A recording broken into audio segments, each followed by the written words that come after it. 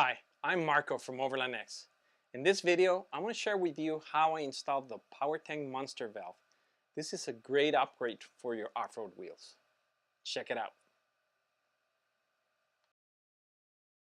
Monster valves from Powertank are an oversized secondary valve stem for your off-road wheels.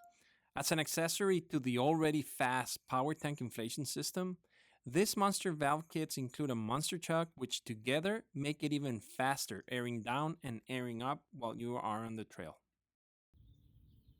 It is critical to determine the optimal position of your new monster valves.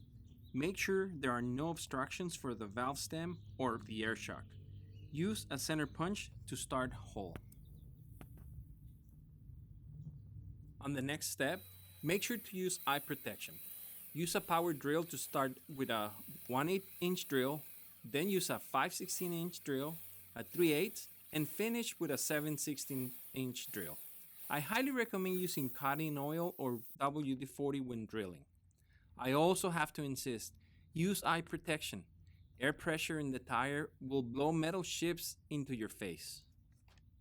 Using the provided quarter pipe tap and a 1/2 inch socket and ratchet, use cutting oil or WD-40 to lubricate the tap.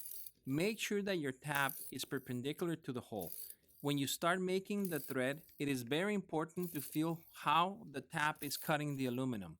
When you feel resistance, make sure to do a full back turn to break the chips that might get stuck between the tap and the new thread. In order to get a snug fit, don't tap all the way. Stop at about halfway of the tap. Using Bluetooth Loctite, apply a few drops on your new monster valve thread and install on your wheels. Make sure not to force the valve all the way in the rim. Leave a couple of threads visible.